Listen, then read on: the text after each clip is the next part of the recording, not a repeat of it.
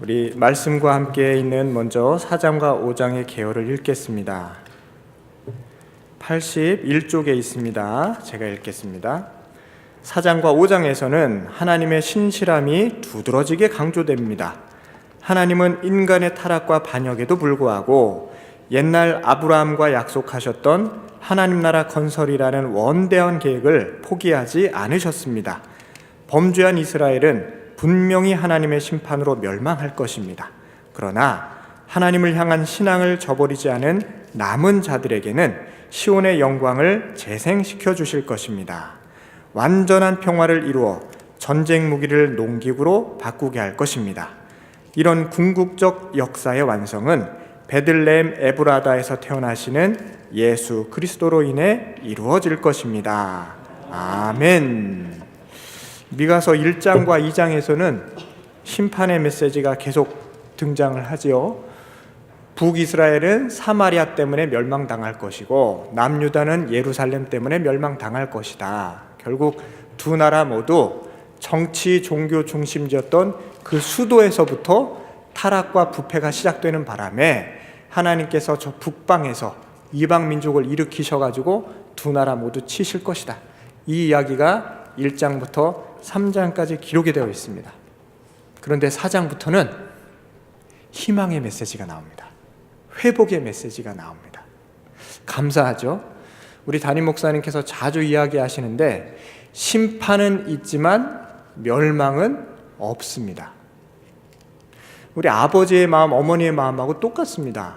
우리가 자녀들을 다 길러보지만 우리의 자녀들을 미워서 초달하는 부모님이 어디 있습니까? 그렇죠?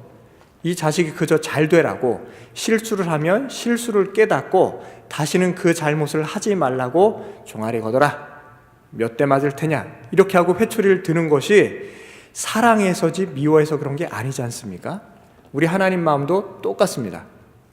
이스라엘을 미워한 것이 아니라 더욱 사랑하기 위하여 더욱 든든히 서서 다시는 한눈 팔아 바알과 아세라 쳐다보지 말라고 초다를 드시는 것이지 결코 멸망시키는 것이 심판의 뜻이 아닙니다.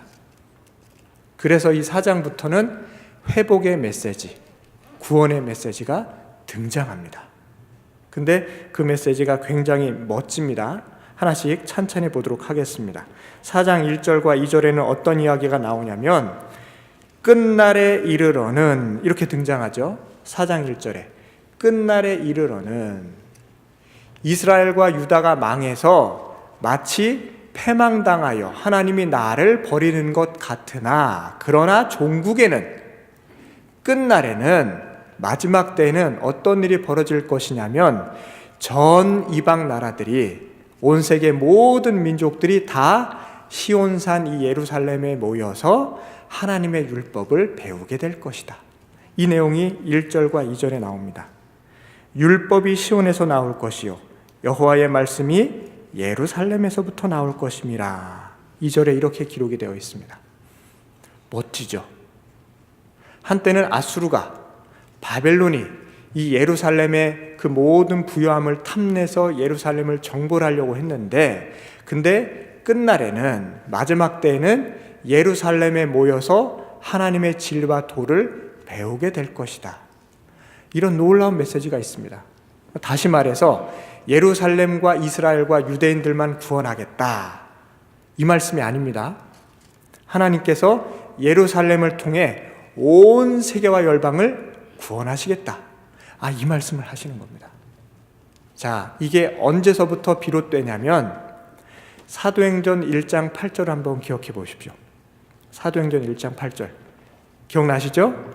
우리 제자들이 마가의 다락방에서 성령을 받고 뭐라고 명령을 우리 천사를 통해 하나님이 하시냐면 너희에게 성령이 임하시면 너희가 권능을 받고, 제자들이 권능을 받고 어디서부터 시작합니까? 복음의 역사가 예루살렘과 온 유대와 사마리아와 땅끝까지 이르러 내 증인이 되리라.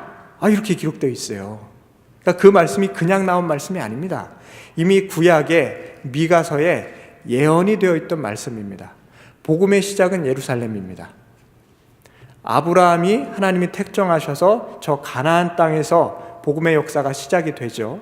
그리고 나서 결국 구약의 역사가 이스라엘이 무너지는 것 같으나 다시 신약이 시작되면서 예수 그리스도로 말미암아 예수님의 복음이 예루살렘에서 다시 시작이 됩니다. 그래서 유대 땅으로 확산이 되고 사마리아 땅으로 번지고 바울과 같은 이방 선지자를 통해서, 이방인의 선교사를 통해서 멀리 외국까지 전파가 됩니다.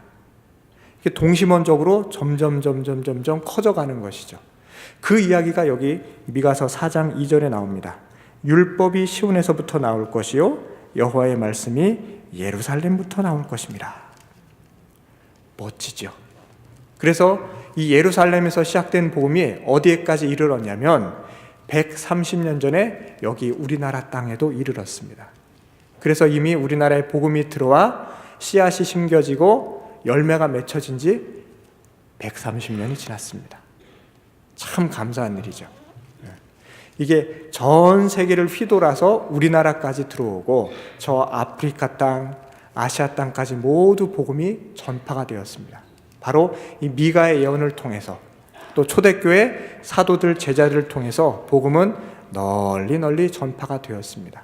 그리하여 우리도 함께 꿈꾸어보고 기도했으면 좋겠습니다. 하나님, 멀리 예루살렘에서 시작된 복음이 나에게까지 이르렀는데 나도 영적인 예루살렘이 되어서 나를 만나는 모든 이들에게 복음을 증거하는 축복의 통로, 복음의 근원 되게 하여 주시옵소서. 이 새벽에 나 자신 위해서 그렇게 기도했으면 좋겠습니다.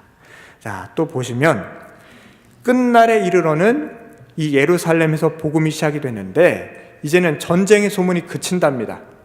옛날처럼 그런 전쟁을 하지 않고 전쟁에 쓰였던 모든 무기들, 칼이 바뀌어서 보습이 되고 창이 바뀌어서 낫이 된다고 합니다. 한때는 사람을 죽이기 위한 이 살상의 전쟁 무기들이 이제는 다 풀무질을 해가지고 녹여서 다시금 뭘 만드냐면 농사 짓는 기구로 바꿀 것이다. 하나님께서 이렇게 말씀하십니다. 이 말은 이 땅에 전쟁의 소문이 그치고 평화의 소식, 하나님 나라의 샬롬이 임하게 될 것이다. 이 이야기를 미가가 예언하고 있습니다. 농사기구로 바뀔 것이다. 전쟁의 도구가 농기구로 바뀐다는 것은 농기구는 먹을거리를 생산하고 생명을 위해 존재하는 도구들이잖아요. 그래서 칼이 변하여 보습이 되고 창이 변하여 낫이 된다. 이 이야기는 생명을 일구는 나라로 예루살렘이 회복될 것이다. 이 뜻입니다. 우리 신일교회가 이러한 교회 되었으면 좋겠습니다. 한국교회가 이러한 교회 되었으면 좋겠습니다. 모든 다툼과 갈등의 소문이 그치고 생명의 근원 되어서 아하, 그 교회에 가면은 사람이 되살아난다더라. 옛날에 참 고약한 사람이었는데 예수 믿더니 사람이 생명의 사람으로, 웃음 많은 사람으로, 긍정적인 사람으로 바뀌었더라. 이런 소문들이 많아지기를 소망합니다. 그래서 함께 기도했으면 좋겠습니다. 하나님, 이 한국 사회에도 많은 지역적 갈등, 다툼, 남과 북의 분열도 있는데 하나님께서 이 모든 악한 세력들이 다 물러가게 하시고 남과 북이 서로 총뿌리를 겨누고 있는데 이 모든 전쟁 무기들이 녹아져서 생명을 일구는 농기구들로 바뀌게 하여 주시옵소서. 이 땅에 평화 통일이 속히 오게 하여 주시옵소서. 이렇게 기도했으면 좋겠습니다. 계속 읽어가다 보면 마음이 뜨거워지는 말씀이 참 많습니다. 4장 6절을 보시면 함께 읽겠습니다. 4장 6절 시작. 여호와께서 말씀하시되 그날에는 내가 저는 자를 모으며 쫓겨난 자와 내가 환난받게 한 자를 모아. 아멘. 이 말씀이 이제 이스라엘이 패망을 당해서 바벨론으로 포로로 끌려가죠. 근데 온전한 사람들은 포로로 끌려가고 어린아이들, 노인들, 그리고 몸이 상한 사람들은 이 이스라엘 땅에 그냥 남습니다. 그런데 마지막 때에 끝날에는 하나님께서 저는 자를 모으고 쫓겨난 자와 환난받는 자를 모으시겠다. 이런 말씀을 하십니다. 바벨론 포로기 70년을 마치고 다시 다 흩어진 백성들을 불러 모아서 이 땅 이스라엘에서 하나님의 나라를 재건하시겠다. 그런 예언의 말씀이 기록되어 있는 겁니다. 이미 미가나 예레미야나 이사야는 이 땅에 심판이 임할 것이지만 회복도 그 후에 올 것이다 알고 있었습니다. 그러니까 하나님이 우리를 징벌하실 때에 너무 상심 마시고 징벌 후에 오는 십자가 멸루관까지 기억하시기 바랍니다. 하나님께서는 환난 후에 반드시 회복과 영광의 역사를 일으켜 주실 것입니다. 이 6절 7절 말씀에 어떤 사람들이 고무되고 감동을 얻었냐면 일제시대 때 독립운동가들이 그랬습니다. 이해가 훨씬 많이 되시죠? 우리나라가 일본의 주권을 빼앗기고 나서 독립운동을 하시는 분들이 국내에서 독립운동하기가 힘들어지잖아요. 붙잡혀서 감옥에 갇히거나 사형당하게 되니까. 그래서 결국 독립운동가들이 만주로 피신을 하게 되거나 저 중국 상해로 가시거나 하와이로 가시거나 미국으로 가셔서 해외에서 독립운동을 하신 분들이 많이 계셨습니다. 근데 그분들 중에는 대부분이 기독교인이었어요. 우리나라 독립운동을 앞장서서 하시던 분들은 대부분이 기독교인들이었습니다. 그런데 이분들이 성경을 읽으면서 어디에서 은혜와 감동을 많이 얻었는고 하니 방금 읽은 이 말씀, 그날에는 저는 자를 모으며 쫓겨난 자와 환난받게 한 자를 모으겠다. 이 말씀에 눈물을 흘리며 감동을 합니다. 그러면서 기도를 하죠. 하나님, 지금은 우리나라 주권이 저 일본 땅으로 넘어가 있지만 그날이 오면 저는 자들, 마음 상한 자들, 국내에 남아있는 동포들, 해외에 있는 동포들 모두가 모여서 해방의 감격을 누리게 하여 주시옵소서. 독립운동가들과 그 일제시대 당시 우리 동포들이 한마음으로 기도했던 그 본문이 바로 이 말씀입니다. 예언서의 말씀은 우리 기독교인들에게, 특별히 독립운동하던 분들에게 큰 은혜와 감동과 새 힘을 허락하여 주셨습니다. 우리도 이 말씀 통해서 함께 기도했으면 좋겠습니다. 하나님, 지금 이 나라 한반도가 남과 북으로 갈라져 있습니다. 어느 때까지겠습니까?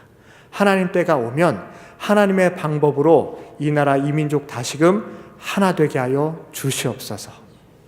고향 땅을 잃고 가족을 잃고 지금 60년, 70년 이렇게 헤어져 있는 분들이 많이 있는데 하나님 그날이 속히 오게 하여 주셔서 저 동방의 예루살렘이라고 불렸던 평양 땅에서 온 기독교인들이 한 자리에 모여 예배드리는 그날이 속히 오게 하여 주시옵소서. 우리 함께 이렇게 기도했으면 좋겠습니다. 이런 회복의 메시지가 4장과 5장에 계속해서 등장합니다. 그리고 이 회복과 구원의 궁극적 완성은 무엇이냐? 메시아 예수 그리스도의 도래입니다. 그래서 이 미가서에는 예수님이 오실 것이다 예언의 말씀이 기록되어 있습니다. 5장 2절입니다. 우리 다 같이 읽겠습니다. 5장 2절의 말씀 시작. 베들레헴 에브라다야 너는 유다 족속 중에 작을지라도 이스라엘을 다스릴 자가 내게서 내게로 나올 것이라. 그의 근본은 상고에 영원에 있느니라. 아멘. 우리 예수님 태어나신 고향이 어디지요? 베들레헴 마구간에서 태어나셨잖아요. 그 예언의 말씀이 미가서에 이미 등장합니다.